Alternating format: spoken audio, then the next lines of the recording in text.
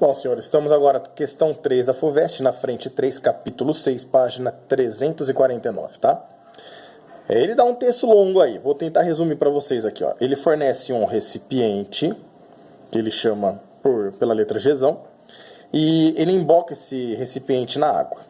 E ele fica em equilíbrio nessa situação, de forma que aqui dentro tem um gás aprisionado, o ar, né? Comum aprisionado aqui, uma temperatura 300 Kelvin.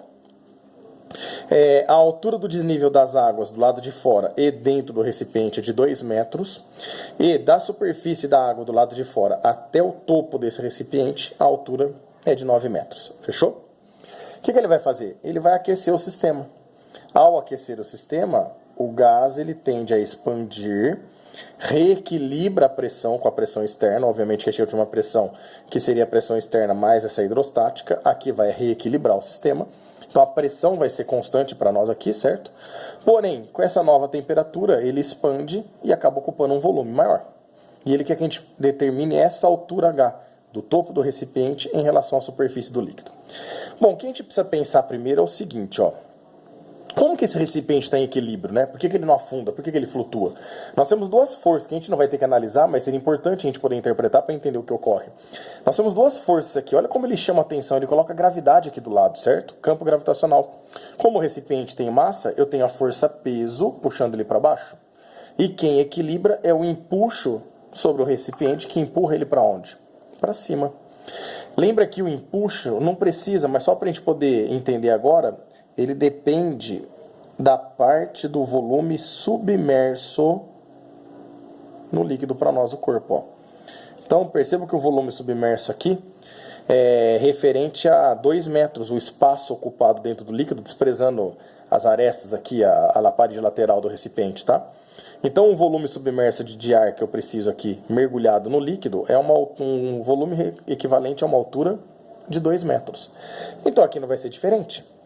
Apesar de expandir, como é o mesmo recipiente, eu tenho o mesmo peso puxando para baixo, o empuxo, então, tem que continuar tendo o mesmo valor. Se esse empuxo está com a mesma densidade no mesmo local, obviamente que o volume submerso tem que ser o mesmo, certo? Então, aqui o volume submerso, como a área do cilindro é a mesma, indica para nós que essa altura aqui continua valendo quanto?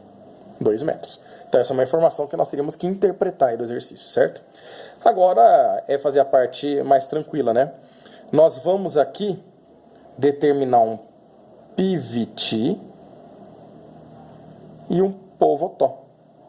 Mas olha só, como eu disse para vocês, aqui a pressão se equilibra com a externa e um pouquinho da hidrostática. Aqui a pressão se equilibra com a externa e um pouquinho da hidrostática, que é a mesma, né? Então a gente pode garantir que o processo é isobárico. A pressão a gente pode cortar. O volume no início. O que ia ser o volume no início para nós?